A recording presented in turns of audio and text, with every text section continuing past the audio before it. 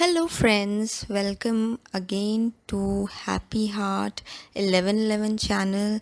And today I'm back again with another topic, another video based on one another feeling or emotion that we feel. And what is that? That is love या प्यार, स्नेह. तो आज हम बात करेंगे love के बारे में. अब लव या प्यार जो है उसको बहुत ही नैरो पर्सपेक्टिव में लिया जाता है. अगर आप इसको मेजॉरिटी लोगों से पूछेंगे तो ज़्यादातर लोग इसको, अगर आप मूवीज़ में देखेंगे या आप बुक्स पढ़ेंगे या बुक्स में, generally love means romantic love. और मैं ये नहीं कह रही हूँ कि सिर्फ रोमांटिक लव ही को समझा जाता है लव को, लेकिन मेजॉरिटी लोग जो हैं इसको इसी के मतलब they will use synonymously. If somebody loves someone, even if like a boy and a girl are friends and they love each other as friends, people will take it in a different manner, like there is a romantic relationship between them, but it's not necessary. So basically it's taken in a very narrow sense, that love is only in terms of romantic feelings, but not it is not that way. आज हम उसी को discuss करेंगे कि actually में ये emotion है क्या. तो पहले समझते हैं कि ये इमोशन है क्या. ये आप किसी भी इंसान के लिए, किसी जानवर के लिए, किसी प्लांट के लिए, किसी ऑब्जेक्ट के लिए, किसी एक्टिविटी के लिए भी फील कर सकते हैं. तभी तो हम बोलते हैं ना कि आई लव प्लेइंग फुटबॉल, और आई लव स्विमिंग, और आई लव सिंगिंग. तो it is felt for anything to anyone. चाहे फिर आपके पेरेंट और चाइल्ड के बीच का प्यार हो, चाहे रोमांटिक पार्टनर्स हो, चाहे फ्रेंड्स हो, फ्रेंड्स में भी चाहे आप सिर्फ गर्ल फ्रेंड्स हो, आप सिर्फ बॉय फ्रेंड्स हो, मतलब boy friends, I am not talking about that boy friend like the romantic one, like जो लड़के एक दूसरे के दोस्त होते हैं, या लड़का लड़की एक दूसरे के दोस्त होते हैं, लड़की लड़की एक दूसरे के दोस्त होते हैं, आपके सिबलिंग्स के बीच में, आपके रिलेटिव्स के बीच में, जैसे दादा दादी का अपने ग्रैंड चिल्ड्रन के लिए. तो प्यार तो एक बहुत ही यूनिवर्सल और बहुत ही एक बेसिक इमोशन है जो आप किसी के लिए भी, किसी भी चीज़ के लिए भी फील कर सकते हो. For example, some people would say I love my car, you know, I love my car so much that I would not let anybody drive it or touch it और handle it in a specific way. तो प्यार एक बहुत ही basic emotion है. इसको कई बार tarnish भी कर दिया जाता है. If somebody will say I love someone, I love my friend, और आई लव माई कज़न और brother, or whatever I love my this so and so neighbor. So it is taken in a wrong sense also. But ऐसा नहीं है. अब जैसे pets हैं, आपके pets हैं, तो उनके लिए आप सारी चीज़ें करते हो, आप उनकी केयर करते हो, आप उनकी हेल्थ के लिए आप रिस्पॉन्सिबिलिटी लेते हो, आप उनकी इमोशनल रिस्पॉन्सिबिलिटी लेते हो. आपको पता है कि एक पेट जो है अलग नीड्स होते हैं हर एक. अगर आप एक डॉग ही ले लो, डॉग के सेगमेंट में भी हर डॉग की जो इमोशनल नीड है या उसकी जो पर्सनालिटी है डिफरेंट है. सिर्फ ये कह देने से कि I love dogs and you just bring a dog, you buy a dog from somewhere, a fancy dog, and you're not able to handle the or gel up with the behavior or the personality of that dog based on the breed to which that dog belongs, you would fail to cater to that dog's need. सिर्फ शौक होना, एक किसी चीज़ का शौक होना, शौक या शौक मतलब वो SHOCK वाला शौक नहीं, मतलब जैसे हमें किसी चीज़ की वो होता है ना, इंटरेस्ट होना, वो होना, और किसी को प्यार करना ये बहुत डिफरेंट चीज़ें होती हैं. सो लव का मैं बेसिकली यही समझाना चाह रही हूँ कि ये बहुत ही वाइड टर्म है, यूनिवर्सल है. आप चीज़ों से लेकर लोगों तक, लोगों में अलग अलग रिलेशनशिप्स में फील करते हो. और लव एक बेसिस है. हमारी जो सोसाइटी है, कम्युनिटी है, जो ह्यूमन सिविलाइजेशन है, वो लव के ऊपर बेस्ड है. वरना अगर लव का इमोशन नहीं होगा तो कोई किसी के लिए जो एक एम्पैथी है वो फील ही नहीं कर पाएगा. ठीक है, कोई किसी के साथ इमोशनली कनेक्ट नहीं कर पाएगा, ये समझ नहीं पाएगा. कोई किसी के नीड्स के लिए सेंसिटिव नहीं होगा कि किसी की हो सकता है कुछ अलग नीड्स हो या आपसे कोई डिफरेंट हो, तो आप you don't walk away because that just because they are different from you. You would stick with that person, with that relationship, just because you love. So love is a very magical emotion, it's a very important emotion. तो ये तो हमने समझ लिया जी कि what is love, what is प्यार, what is स्नेह. ठीक है, और किन किन के लिए आप ये फील करते हो, ये कितना वाइड कंसेप्ट है. अब आ जाते हैं कि रियल लव और अनरियल लव क्या होता है. जो हमारी सोसाइटी है, मेजॉरिटी लोग लव को एक बहुत ही डिफरेंट पर्सपेक्टिव या नैरो पर्सपेक्टिव, जो मैं शुरू में ही बोल रही थी, उसके उस तरीके से ही लेते हैं. अब कैसे लेते हैं वो हम अब डिस्कस करेंगे.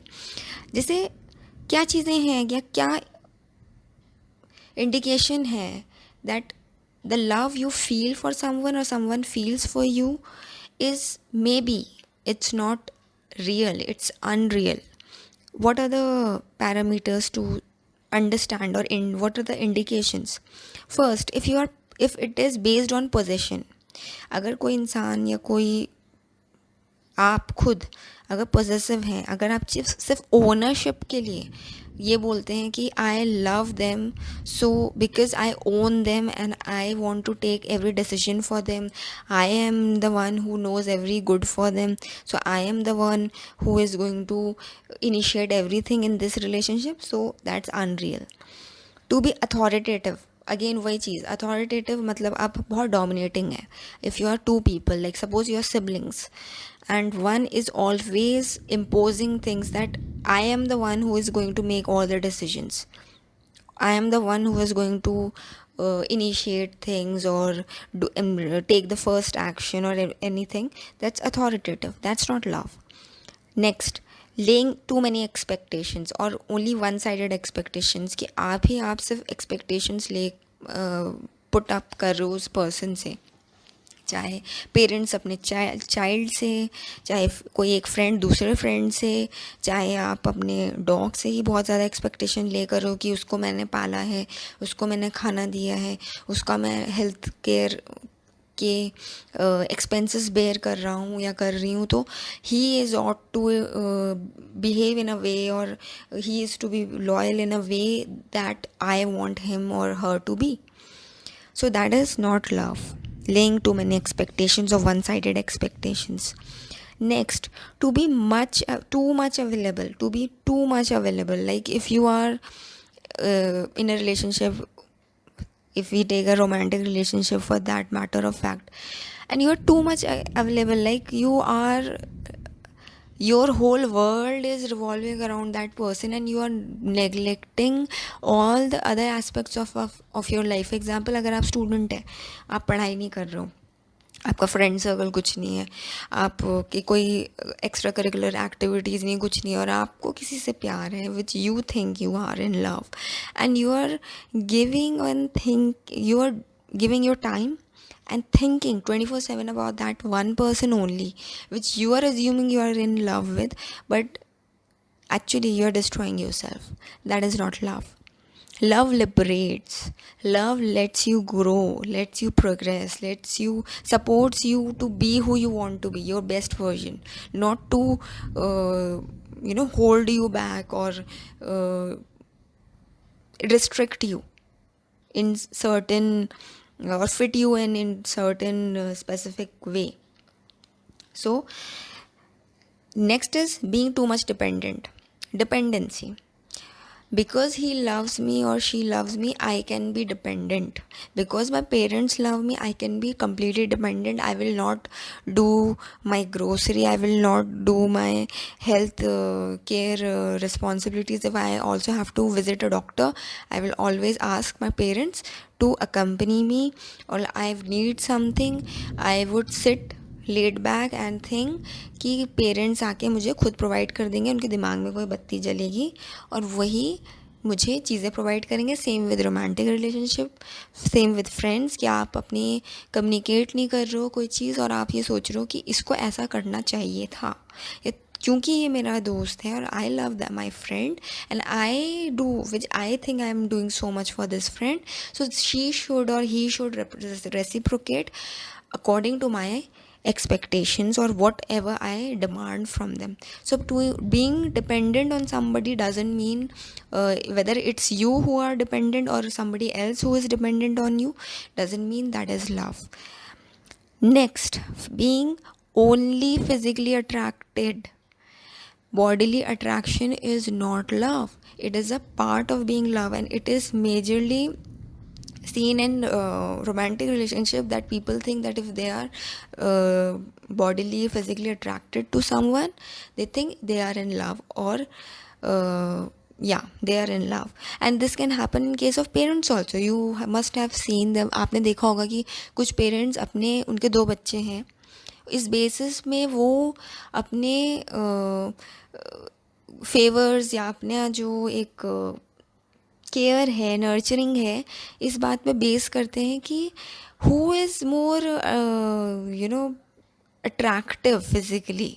अगर आप अपने रिलेटिव्स में देखेंगे, ये इंडिया में आपने देखा ही होगा एटलीस्ट, कि रेसिज्म तो देखो हमारे खुद की कंट्री में भी है और पेरेंट्स ही सबसे पहले रेसिज्म करते हैं कि अच्छा ये बच्चा ना थोड़ा दिखने में अच्छा नहीं है, या she is not looking like me. This is also one of the problem. कुछ पेरेंट्स ये सोचते हैं कि अगर मेरा बच्चा मेरी तरह से नहीं दिखता है तो ही और शी इज़ नॉट लाइकेबल और आई एम नॉट लविंग हिम, या गोरा नहीं है तो इसको मैं इतना प्यार नहीं करूँगी या करूँगा क्योंकि they don't deserve it. That is because they have also been treated that way. उन्होंने अपने सिबलिंग्स के साथ भी ये होते हुए देखा, अपने पेरेंट्स को ये करते हुए देखा.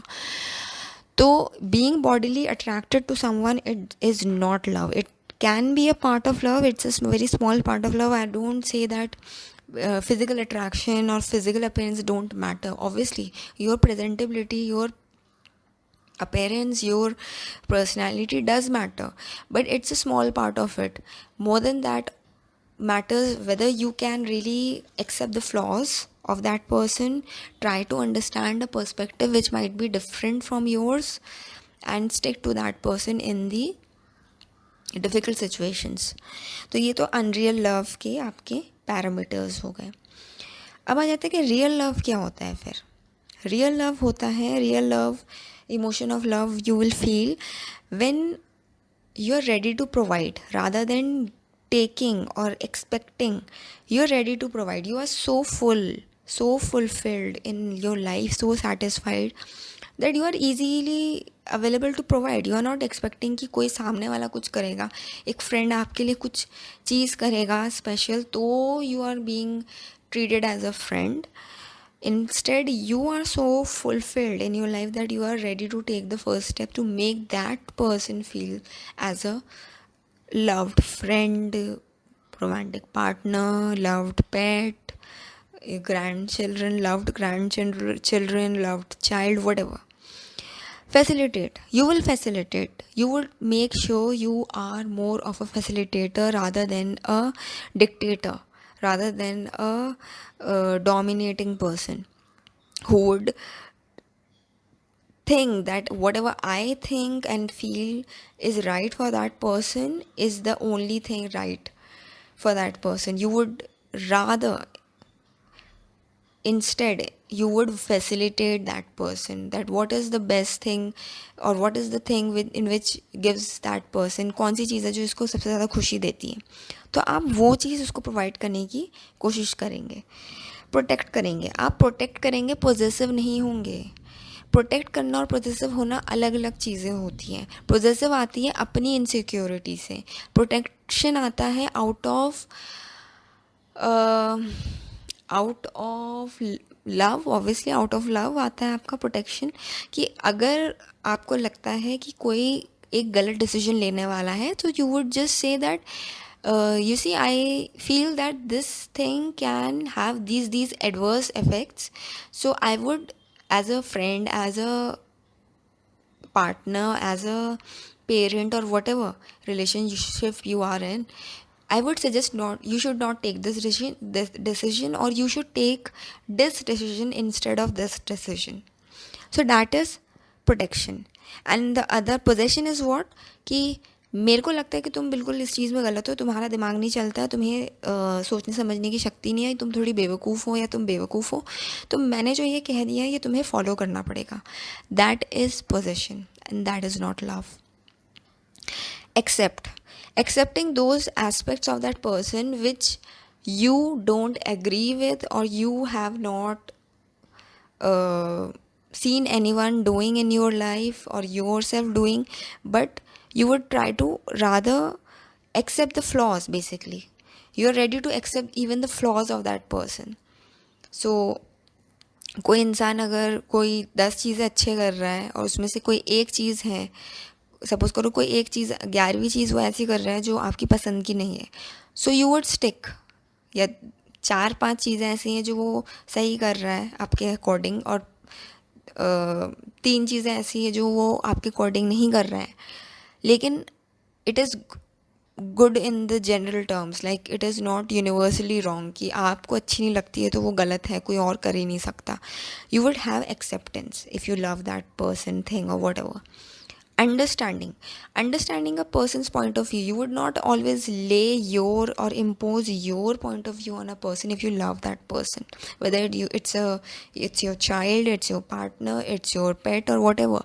If they have a different perspective towards a situation, you would try, make an effort to understand कि अगर इस तरीके से सोच रही है तो इसके पीछे क्या रीज़न है.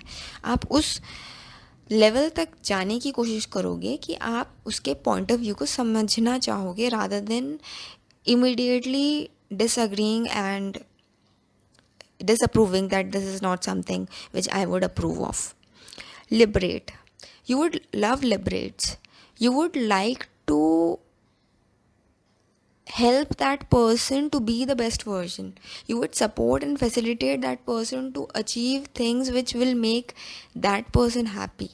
एंड सपोर्ट का मतलब ये नहीं कि आप अपने काम धाम छोड़ के उसको ग्रोथ में लग जाओगे, वो नहीं है, but you will let them be whatever they want to do. If they want to utilise a part of their time, like for example, there are two couples, two husbands and there's a husband and wife, and the wife wants to work on certain hobby which she wants to transform into a earning source, and she wants to spend a certain amount of her day's time in in investing on that skill or on that hobby.